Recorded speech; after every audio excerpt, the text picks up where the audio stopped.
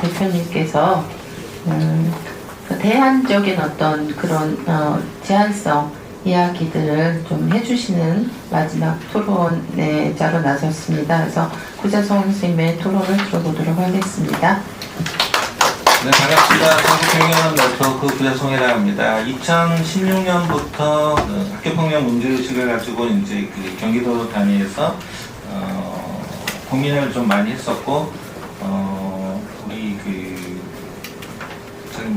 이기찬님하고 16년도에 경기도의회에서 뵀던 것 같습니다. 네, 그런 기억들이 좀 많이 내리를 스치네요. 그래서 그런 주제로 마지막 발언을 좀 하도록 하겠습니다. 우리 교육부 과장님께서 말씀하셨던 부분이 이제 많이 가슴에 와닿습니다. 교육부가 노력 많이 하고 있습니다. 그 점은 저는 우선 이 자리를 빌어서 우리 교육부 관계자분들이 열심히 하고 있다는 부분에 대해서 한번 박수 한번 쳐드리고 싶습니다.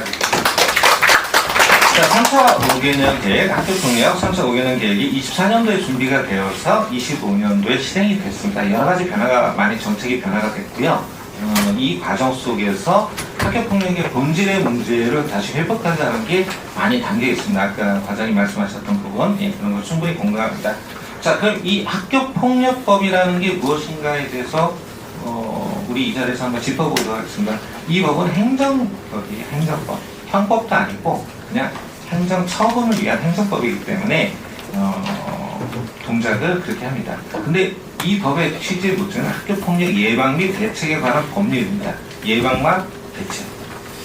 그리고 내용상에서는 학교폭력 피해 학생을 보호하기 위해서 제정된 법률이에요. 가해 학생을 이 법에서 처벌하는 건 1호에서 9호 조치밖에 없어요. 그러니까 처벌이 아니에요. 교육적 조치일 뿐입니다.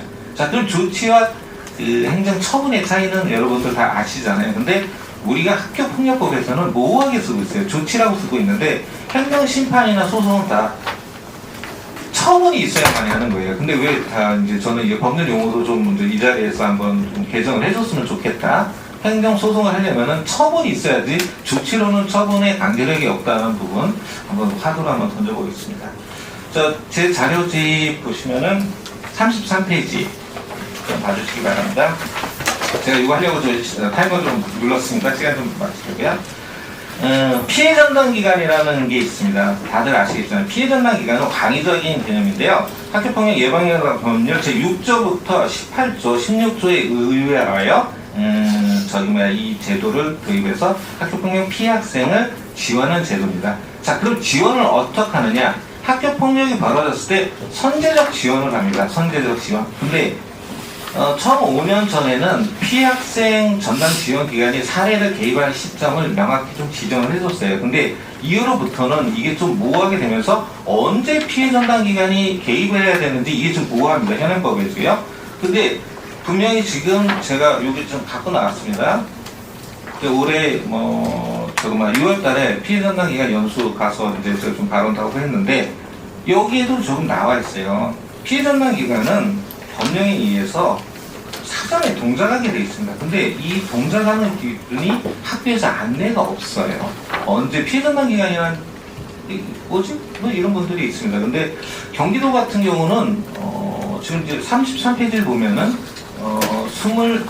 25개였는데 이제 늘어나가지고 31개씩으로 이제 되어 있습니다. 그래서 이거는 22년도 자료인데 22년도 기준으로 보면은 303개의 피해 전담 기관이 존재하고 있습니다. 해마협센터도 관련 근거와 법령은 피해 전담 기관입니다. 해마협센터 아까 말씀하셨던 그래서 제1번의 전국형 해마협센터가 페이지에 있습니다. 그 내용을 그게 보게 되어 있고요.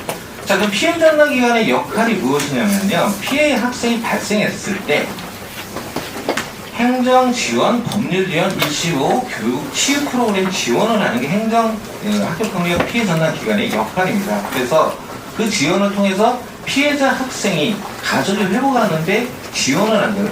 출발 자체가 기울어져서 갑니다. 중립적인 포지션에서 피해 전담 기관을 동작하는 게 아니에요. 처음부터 피해 학생 지원하기 위해서 우리 변호사님처럼 이렇게 지원하기 위해서 동작하는 겁니다.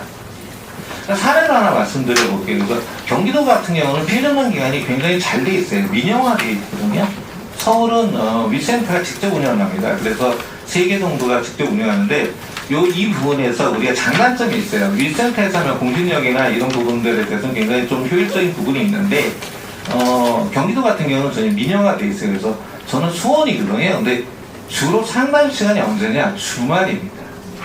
주말에 하기 때문에 부모님들하고 아이를 만나는 시간이 굉장히 자유로운 거예요. 부모님이 생업이 계시고 학생이 교육이 있죠. 그러다 보니까 이 과정 속에서 아이들이 주말 시간을 많이 이용할 수밖에 없습니다. 경기도는 이런 점에서 굉장히 특화돼서 운영하고 있다는 점, 그런 점을 말씀드리도록 하겠습니다. 그 사례로 하나 얘기하면은 몇 년 전에 그 피해 학생이 데이터 폭력으로 저희한테 의뢰가 왔어요. 사후 의뢰가 왔는데 이 아이를 중등과정 교육을 해주고 제가 고등과정 교육을 해서 검정고시를 봐서 사실 이 아이가 회복이 돼서 작년 25년도에 3월이죠. 국립대에 입학을 시켰어요. 자, 그게 피해 전담 기관의 역할입니다. 교육대상 지원을 해야 되는 게 그 하는 역할이거든요. 근데 이런 부분들이 교육부 2차 5개년 계획에서는 많이 조금 이렇게 좀 다운돼 있기 때문에 오늘 이 과장님한테 계실 때 좀 이런 역할에 대한 분배를 재분배를 했으면 좋겠다는 말씀을 드리겠습니다. 자, 그러면은 이제 제안을 좀 하도록 하겠습니다. 시간이 얼마 안 남았으니까요. 피해 학생 전담 지원 개선안입니다. 사례 개입 시기를 명확하게 지정을 해주세요. 초기 학폭 접수됐을 때 피해 전담 기관이 동작을 해야 됩니다. 3일 이내에 저한테 오면은 웬만하면은 학교장 종결제로 다 끝내줘요. 경미한 사람들은. 근데 아니다 그러면은 심의위원회 가서 다 제가 지원해주고 행정기관, 그 다음에 증거 채증하는 거, 증거 확보하는 거, 그 다음에 심의위원회 가서 어떻게 표현해야 되는데 이런 것까지 지원하는 게 피해 전담기관의 역할인데 지금 이게 조금 약간 상업화돼 가고 있어요. 피해 전담기관이. 그래서 경기도 같은 경우도 26년도 지정기관을 한데 보면은 영리기관들이 한계화해요. 교육기관은 사실 비영리기관이거든요. 영리기관들이 영리상담센터들이 들어오면서부터 컴퍼니가 돌아가지고 이제 그분들이 하는 거예요. 그러니까 이분들은 결국에 본인들의 상담기관들이 이익을 위해서 피해전담기관 라이센스 가진 거예요. 올해 같은 경우는 경기도 같은 경우는 비용이 얼마 되지는 않습니다. 몇백만 원 주지는 않는데 비용이 중요한 게 아니라 본인들의 이게 연결고리를 가져가기 위해서 피해전담기관 라이센스를 취득하려고 하는 그런 거 있습니다. 그래서 아마 교육부 측에서는 이 부분은 강력하게 비영리 기관에 이거를 위탁할 수 있도록 그렇게 해줬으면 좋겠습니다. 두 번째 또 중요한 부분입니다. 피해 학생이 심리위원회 조치를 받아서 심리상담의 조언, 그 다음에 사무조치, 그 다음에 이제 치료 및 요양을 받았는데 이거 90일 이내에 가해 학생이 청구할 수 있는 권한이 있어요. 이의신청. 나 억울해. 나 이거 소송할 거야. 90일 이내 저희 안에는 절대 지급이 못하게 돼 있어요. 그리고 90일이 지나도 행정소송을 걸고 가처분을 걸어놓으면은요, 절대 지급이 안 돼요. 안전공제에서요. 근데 왜 이렇게 돼야죠? 피해 학생들이요? 이게 보상제도로 해서 그런 거예요. 보상. 왜 이거 배상제도로 바꿔야 돼요. 배상에 자동차 사고로 얘기해 볼게요. 자동차 사고는 나면 우리가 자동차 사고를 병원 가서 치료받고 다 그러고 나오잖아요.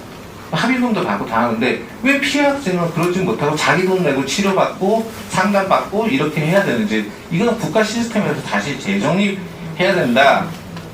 이런 부분을 저는 강력하게 좀 강조하고 싶습니다. 그래서 국가 배상제도로 바꿔주기를 바랐습니다.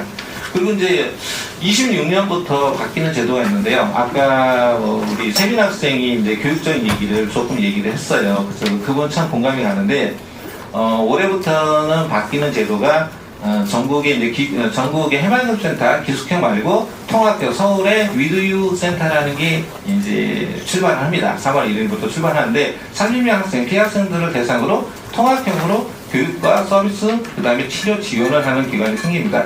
이 모형을 제가 24년도에 교육부에 정책 제안을 해본 적이 있었어요. 그래서 병원형 유센터 같이 결합된 모형이 만들어져서 전국에 시군 단위로 하나씩 있었으면은 피해 학생들이 교육적인 어떤 그런 지원을 받을 수 있는 서비스가 많이 되지 않을까 그렇게 생각합니다.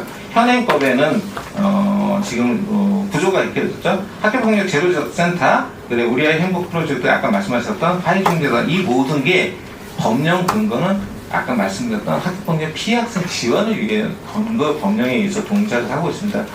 이제 마무리를 하겠습니다. 그래서 저는 자발적으로 경기도에서 여기 표지에 보시면 알겠지만 아라학교라고 후원에 들어가 있을 겁니다. 표지에. 이 아라학교를 경기도 이제 대한교육 위탁기관 이제 운영자입니다. 중등가정을 위탁을 하고 있는데 올해 25년도 같으면 제가 피학생 17명을 받았습니다. 17명을 받아서 이 아이들 다 제가 졸업시키고 또 상도학교 고등학교 특성화고까지 보내드렸거든요. 자, 이 아이들이 저희 학교에 찾아와서 한 거는 치유적 회복입니다. 치유적 회복이라는 게 뭐냐면은 이 아이들이 치유를 받고 회복을 해서 다시 일상으로 돌아가는 데까지 걸리는 시간들이거든요. 단순하게 우리가 화해중재단이나 이런 데서 너 화해해 이렇게 동작하는 것보다는 마음을 열 수 있는 시간을 당사자한테 줘야 됩니다. 그래서 피해 전담 기관은 앞으로 휴먼 케어, 사람이 중심이 되는 게 먼저 선행이 되는 조건으로 동작할 수 있고 꼭 비영리 기관들을 선정해서 이익이 아닌 상업적인 게 아닌 정말 피해 학생들을 위해서 헌신할 수 있는 기관들이 선정됐으면 좋겠습니다. 이상 정책 제안을 마무리하겠습니다. 자. 아주 군더더기 없이 하고 싶은 말을 제가 생각할 때 말씀 되게 많았을 것 같아요.